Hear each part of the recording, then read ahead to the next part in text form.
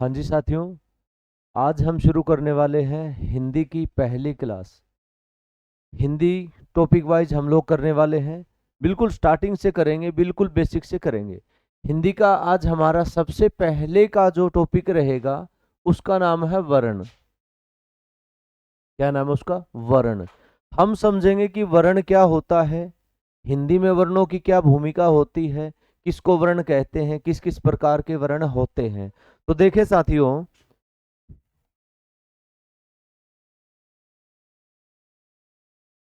वर्ण पहले हम समझते हैं कि वर्ण किसे कहते हैं। तो वर्ण, हम हिंदी पढ़ रहे हैं तो हिंदी भाषा के बारे में बात करेंगे। किसी भी भाषा का वर्ण हो सकता है। हिंदी में वर्ण भाषा की वह सबसे छोटी इकाई, भाषा की वह सबसे छोटी इकाई जिसके खंड ना हो सके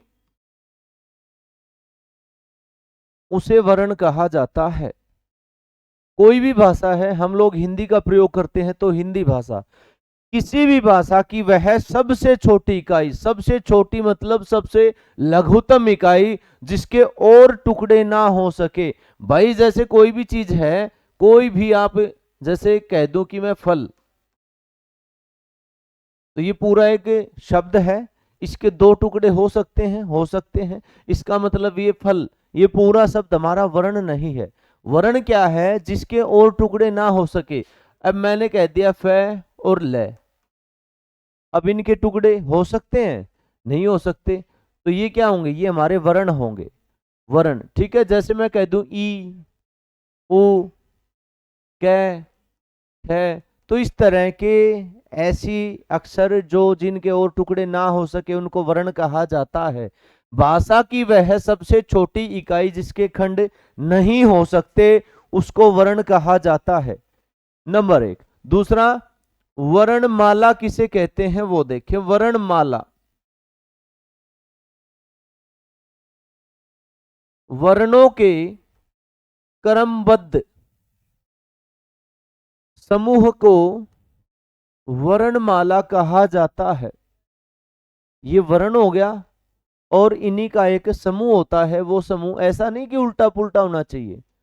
जैसे हम इंग्लिश में पढ़ते हैं ABCDEFG, तो उनका एक एक क्रम है, उस क्रम के अनुसार ही वो समूह में रखे जाते हैं। ठीक इसी प्रकार हिंदी भाषा में भी वर्णों का क्रम बनाया गया है, उसी क्रम में वो रखे जाते हैं। तो वर्णों के क्रमबद्ध समूह को वर्णमाला कहते हैं।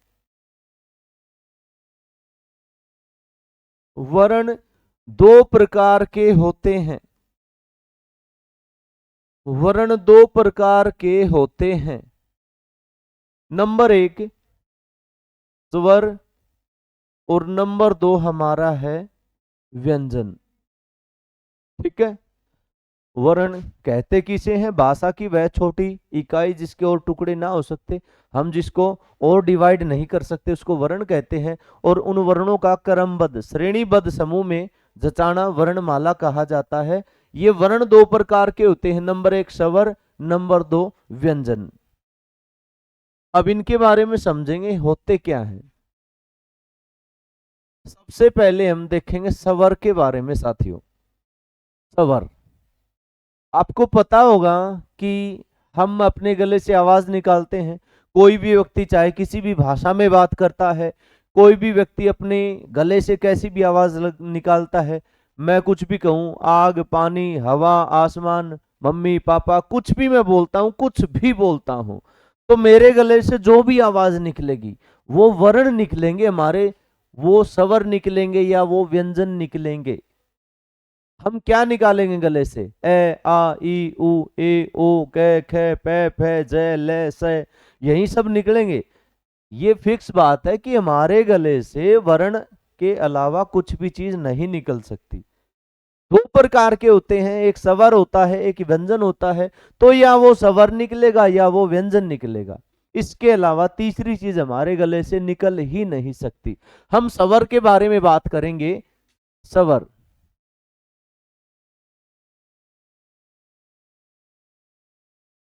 हमारे कंठ से निकलने वाली वह ध्वनि जो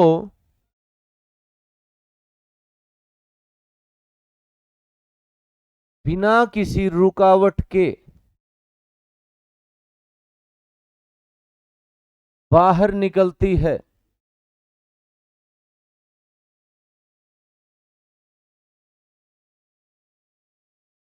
स्वर कहलाती है।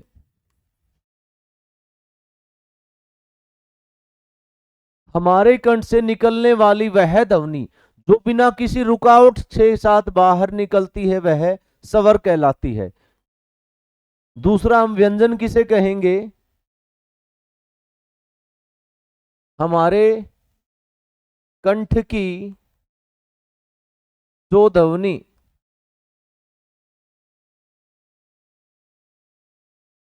मुख के किसी भाग से टकराकर या रुकावट के साथ बाहर निकलती है, रुकावट के साथ बाहर निकलती है, उसे व्यंजन कहते हैं।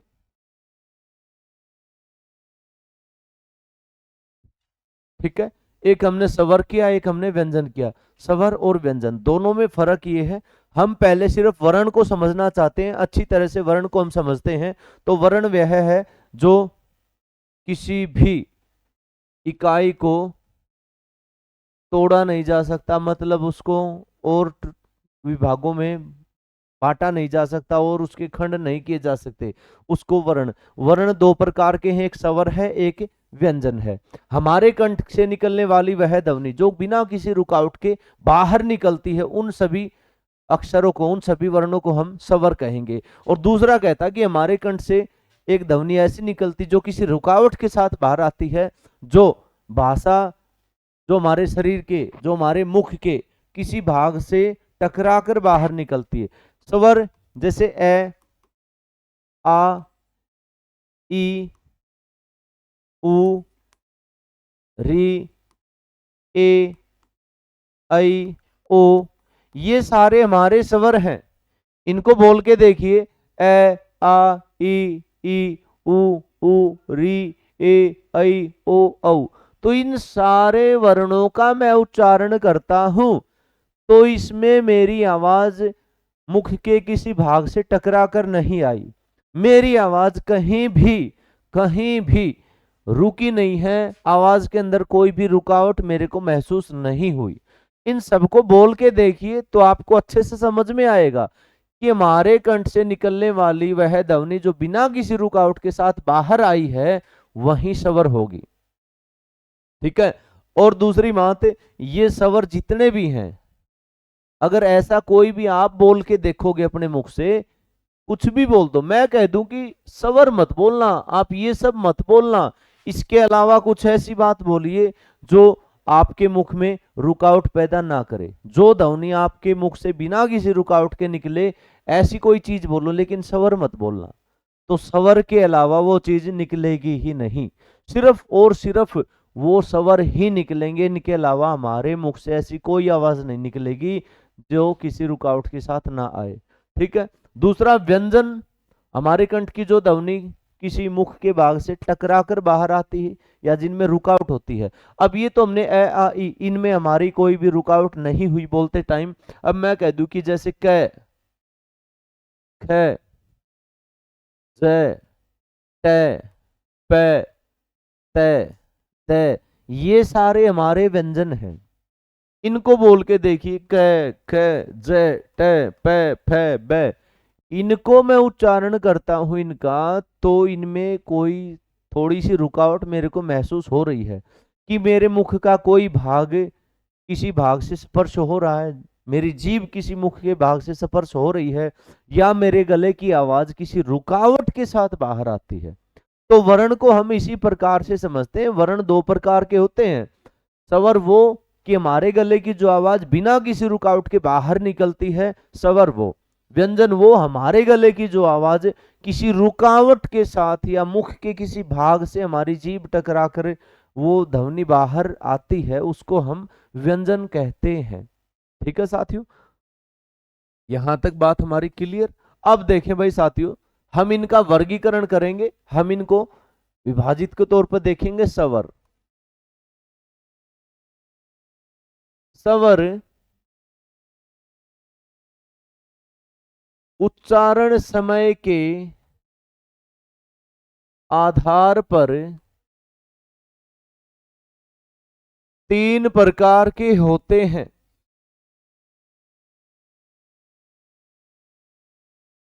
स्वर उच्चारण स्वर के आधार पर, स्वर उच्चारण समय के आधार पर 3 प्रकार के होते हैं। उच्चारण समय मतलब जब मैं कोई भी चीज बोलता हूं तो उसको उच्चारण करते समय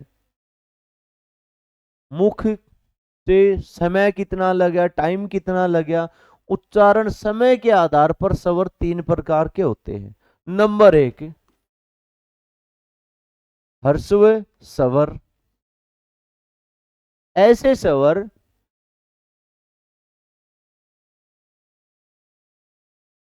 स्वर जिनके उच्चारण में कम समय लगता है, ऐसे स्वर जिनके उच्चारण में कम समय लगता है, जैसे ए, छोटी ई, छोटा ऊ।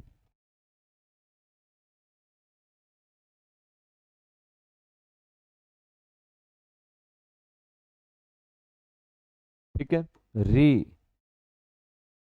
ए, ओ, ए ई उ री ए ओ। तो ये ऐसे स्वर हैं जिनको उच्चारण करने में कम समय लगा है, थोड़ा समय लगा है। तो हर्षव, हर्षव का मतलब होता है छोटा, मतलब जिनको बोलने में समय थोड़ा लगा है, ऐसे स्वरों को हम हर्षव स्वर कहते हैं। नंबर 2 है दीर्घ स्वर। नंबर 2 है साथियों दीर्घ स्वर। दीर्घ का मतलब होता है बड़ा, हर्षव का मतलब होता है छोटा। छोटा यानी कि जिनको बोलने में छोटा समय लगा है, थोड़ा समय लगा है। दीर्घ यानी कि जिनको बोलने में बड़ा यानी कि ज्यादा समय लगा है। जिनके उच्चारण में, जिनके उच्चारण में हर्षव से दोगुना या ज्यादा समय लगता है,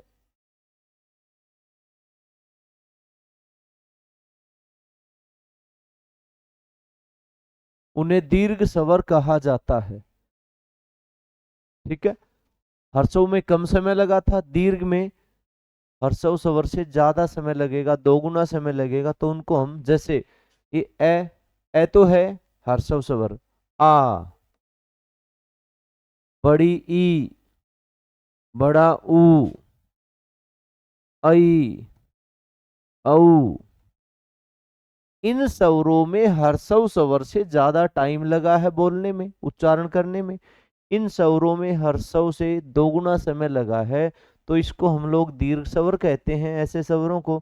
और जिनके उच्चारण में कम समय लगता है, ऐसे स्वरों को हम हर्षव स्वर कहते हैं। ठीक है, अब साथियों हर्षव हो गया और दीर्घ हो गया। अब तीसरा स्वर हमारा है, उसका नाम है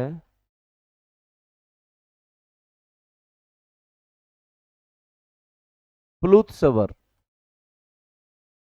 प्लुत स्वर, 2 स्वर हमने देखे हैं जिनके उच्चारण में भाई कम और थोड़ा ज्यादा समय लगता है। प्लुत स्वर, जिन स्वरों के उच्चारण में हर्षव और दीर्घ स्वर से भी ज्यादा समय लगता है,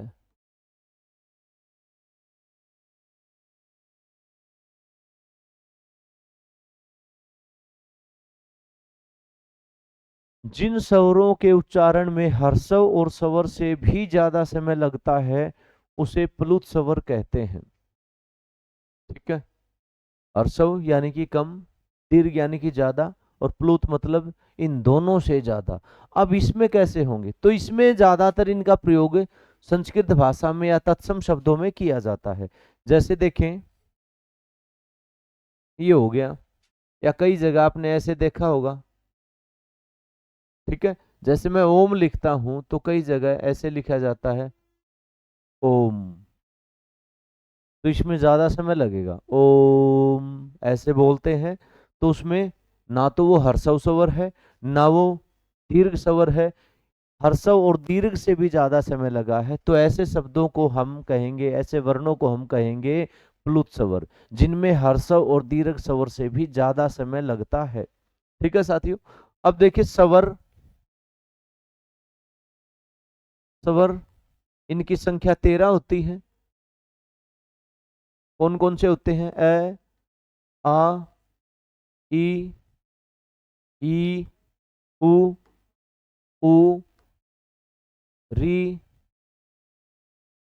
ए, आई, ओ, औ, और एक है अंग, और एक है अह। ठीक है। एक, दो, तीन, चार, पाँच, छ, सात, आठ, नौ, 10, 11, 12, 13। स्वरों की संख्या होती है साथियों 13। स्वरों की संख्या होती है 13। ठीक है। तो ये स्वर है, इसके अंदर ये होता है अनुस्वार, अनुस्वार, और ये होता है विसर्ग। इनका प्रयोग इनके लिए किया जाता है। ठीक है। स्वरों की संख्या होगी 13। स्वर कितने प्रकार के होते हैं, स्वर कैसे होते हैं, क्या क्या होते हैं, वो चीज हमने देख ली। अब देखें,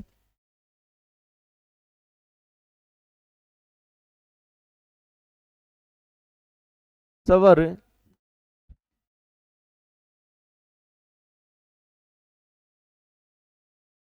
उच्चारण के आधार पर 3 प्रकार के होते हैं। स्वरों का उच्चारण 3 प्रकार का होता है। स्वरों के उच्चारण 3 प्रकार के होते हैं। नंबर 1, निर्नुनासिक। निर्नुनासिक ऐसे स्वर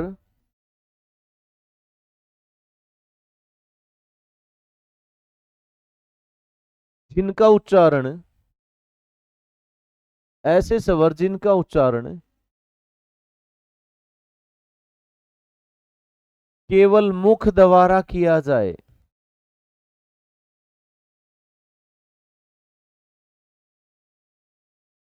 ऐसे स्वर जिनका उच्चारण केवल मुख द्वारा किया जाए, ठीक है, वो होंगे हमारे निर्नुनासिक स्वर।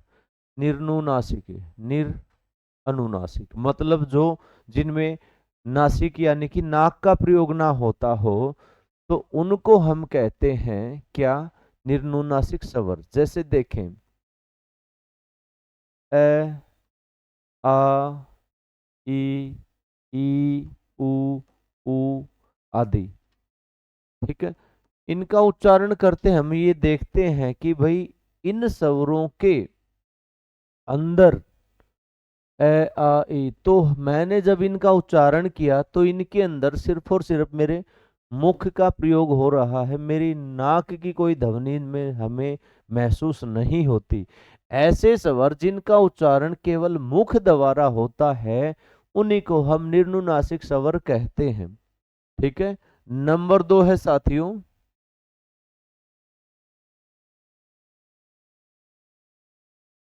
अनुनासिक। नंबर 2 है अनुनासिक। ऐसे स्वर जिनका उच्चारण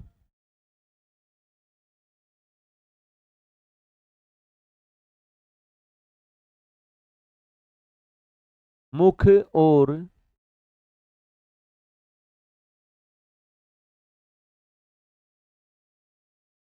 नासिका द्वारा होता है, उन्हें अनुनासिक स्वर कहा जाता है। ऐसे स्वर जिनका उच्चारण मुख और नासिका द्वारा होता है, उन्हें अनुनासिक स्वर कहा जाता है। ठीक है, ये क्या है साथियों, जैसे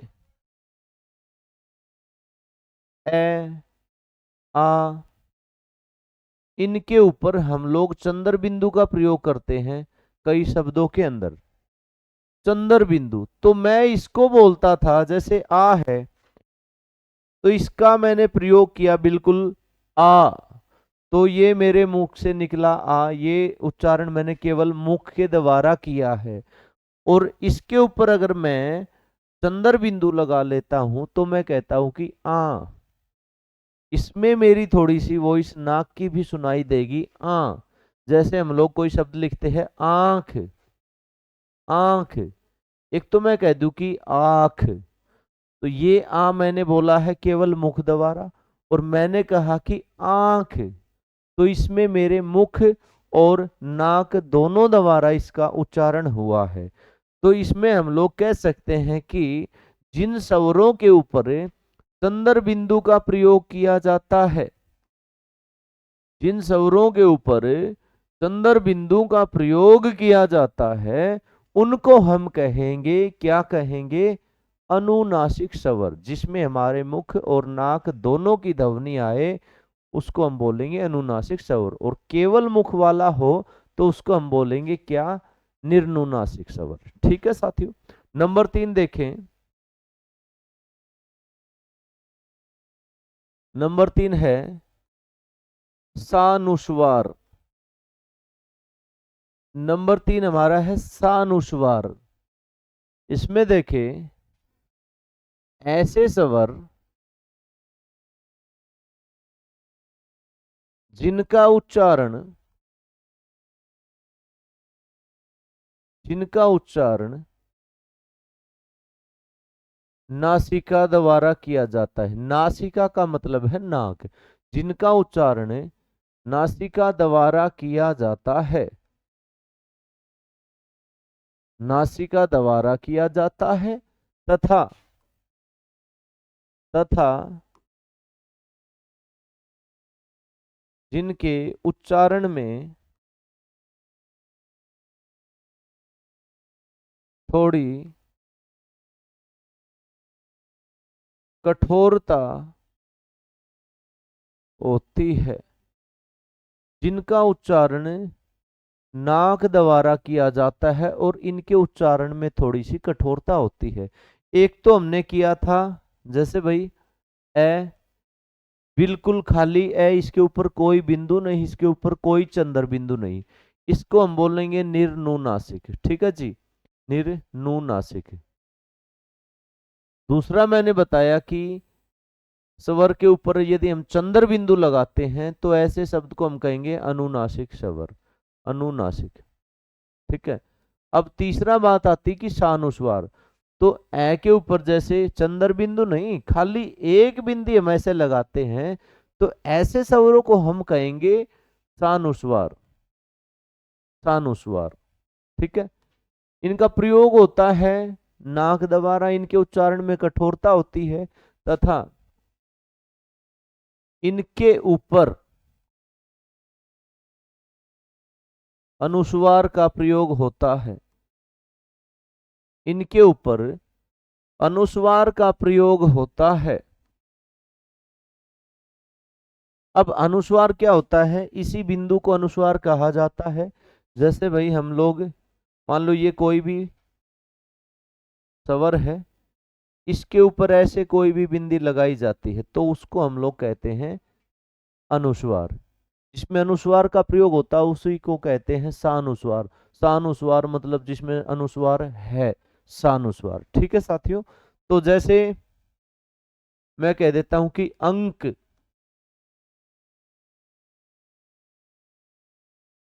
शंख,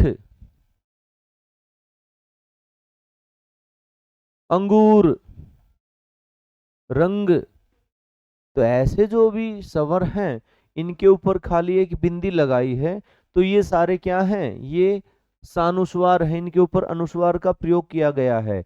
इनका प्रयोग नाक द्वारा उच्चारण होता है और इनके उच्चारण में थोड़ी कठोरता होती है। कठोरता आपको मिलेगी, बोल के देखो, शंख, तो नाक द्वारा जब ये उच्चारण होता है तो एक कठोरता, एक हमें कठिनाई सी, एक थोड़ी सी ठोकर सी महसूस होती है। अंगूर, कठोरता सी महसूस होती है। तो ऐसे स्वरों को हम कहेंगे सानुस्वार स्वर। ठीक है, सानुस्वार हो गया। निर्नुनासिक देख लिया केवल मुख द्वारा, अनुनासिक देख लिया जिसमें चंद्र बिंदु लगाया जाता है वो। आगे देखें, उच्चारण के आधार पर एक स्वर हमारा होता है जिसको भाई विसर्ग बोलते हैं, विसर्ग, विसर्ग। एक होता है विसर्ग, इनका उच्चारण, इनका उच्चारण है व्यंजन की तरह होता है।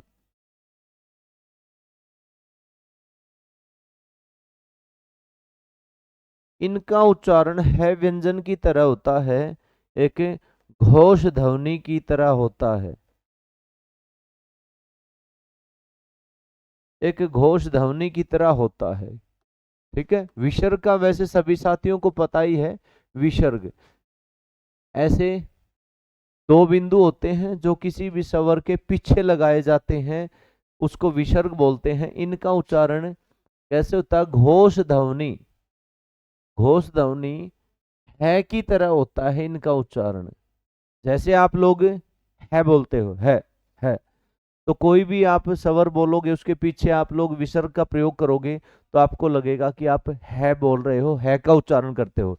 जैसे इनका प्रयोग होता है, खास करके इनका प्रयोग होता है संस्कृत भाषा के अंदर, या भाई तत्सम शब्दों के अंदर। तत्सम शब्द भी जो संस्कृत के शब्द होते हैं, वर्तमान में भी जो हिंदी भाषा में प्रयोग किए जाते हैं, तत्सम शब्द कहलाते हैं संस्कृत या तत्सम शब्दों में। जैसे मैंने शब्द लिखा प्रातः, प्रातः, तो तय, तय हलंत उसके अंदर ए है, ए के साथ में विसर्ग का प्रयोग हुआ है। विसर्ग क्या है? प्रातः है। तो घोष ध्वनि है की तरह इनका उच्चारण होता है। तो हमने उच्चारण करके देखा प्रातः है, तय के बाद हमें लगता कि हम है का उच्चारण करते हैं, लेकिन वो है नहीं है, वो क्या है? वो विसर्ग है। ठीक है, प्रातः है, अतः, मूलतः, इनका उच्चारण है की तरह होता है। ठीक है, तो मैंने उच्चारण के प्रकार आपको बताए हैं स्वरों के।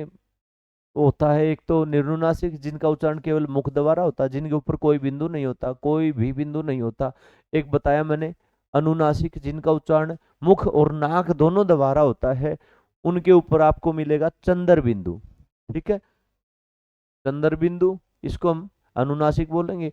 और एक आपको मिलेगा खाली बिंदु, इनका उच्चारण केवल नाक द्वारा होता है, नाक द्वारा इनका उच्चारण होता है। इनके उच्चारण में कठोरता होती है, जैसे भाई अंगूर, रंग, शंख। ठीक है, और एक हमने कर लिया विसर्ग।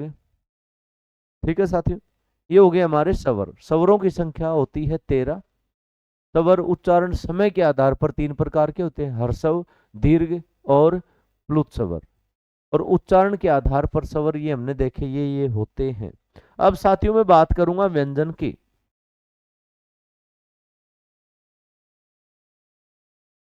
व्यंजन हमने पहले देखा है कि व्यंजन किसे कहते हैं। हमारे गले की कोई भी ऐसी आवाज जो गले से किसी रुकावट के साथ, जो मुख के किसी भाग से टकरा कर बाहर आती है, उसी को हम स्वर कहते हैं, उसी को हम व्यंजन कहते हैं। व्यंजन, ठीक है, ये चीज हमने पहले देख ली। व्यंजन मूल रूप से, व्यंजनों की संख्या 33 होती है। मूल रूप से व्यंजन होते हैं 33। ठीक है साथियों, ये तो हो गए मूल व्यंजन। अब इनके अलावा आप लोग लिख सकते हैं इसको, मूल व्यंजन 33, ये है चार। चार क्या है? चार हमारे हैं संयुक्त व्यंजन। ठीक है जी, एक है दो उत्क्षिप्त व्यंजन, ये हमारे दो हैं। और एक व्यंजन और ऐड किया गया है, उसको बोलते हैं विशिष्ट व्यंजन।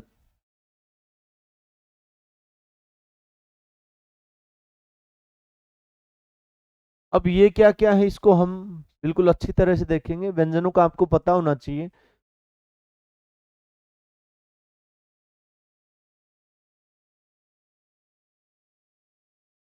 क ख ग घ ढ, क ख ग घ ढ, ठीक है, ये होता है। इसके बिंदु यहाँ पे होता है साथियों, च छ ज छ य, ट फ ड ढ अण, त थ द ध न, ठीक है, प फ प भ म, य र ल व, ठीक है, श श स है, क्ष त्र य और एक श्र, अड़ और ढ, और एक होता है साथियों, अभी हाल ही में हिंदी आयोग द्वारा उसको शामिल किया गया है। ये तो हमारे हो गए मूल व्यंजन। मूल व्यंजन हमारी ये हो गए, देखो क ख ग घ ढ, ये हो गए, च छ ज झ य, ट ठ ड ढ ण, त थ द ध न, प फ ब भ म, य र ल व, स है, क्षेत्रज्ञ। तो हमने बात करी है कि मूल व्यंजन कितने होते हैं। मूल व्यंजन होते हैं 33। मूल व्यंजन हमारे हो गए 33। यहां तक हो गए हमारे मूल व्यंजन 33। 33। दूसरा बताया मैंने कि भाई संयुक्त व्यंजन, तो ये संयुक्त व्यंजन हमारे हैं, ये चार हमारे संयुक्त व्यंजन हैं। क्षेत्रज्ञ श्र, ये भी हिंदी भाषा में प्रयोग किया जाता है शब्दों को लिखने के लिए। तो ये चार हमारे हैं संयुक्त व्यंजन। दूसरा मैंने बताया दो हमारे हैं उत्क्षिप्त व्यंजन। तो ये क्या है, अड़ और ढ, ये हमारे हो गए उत्क्षिप्त व्यंजन। और साथियों अब मैं बात करता हूं कि विशिष्ट व्यंजन। विशिष्ट व्यंजन जिसको अभी हाल ही में शामिल किया गया है हिंदी के व्यंजनों के अंदर। तो पहले क्या था, पहले वर्णमाला के अंदर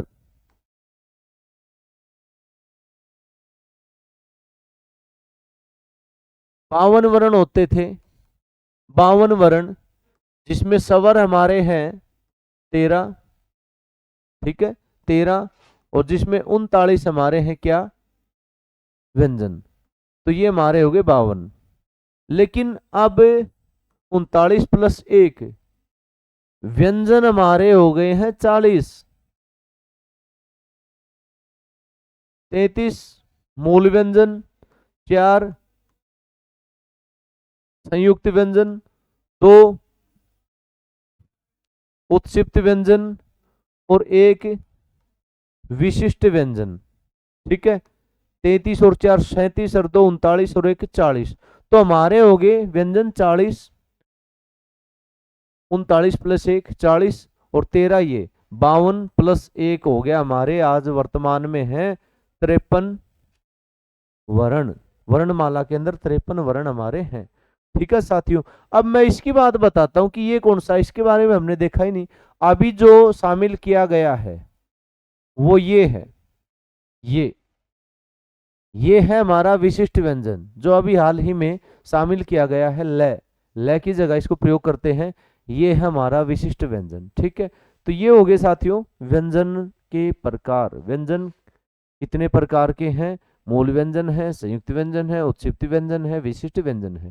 तो 4 प्रकार के व्यंजन हैं। व्यंजनों की संख्या अभी हाल फिलहाल ही है टोटल 40, और स्वरों की संख्या है टोटल अभी कितनी, 13। तो व्यंजन इस प्रकार, स्वर इस प्रकार मिला के हमारे पास कितने हैं, 53 है। पहले ये 52 होते थे वर्णमाला के वर्ण, अभी इन वर्णों की संख्या है 53।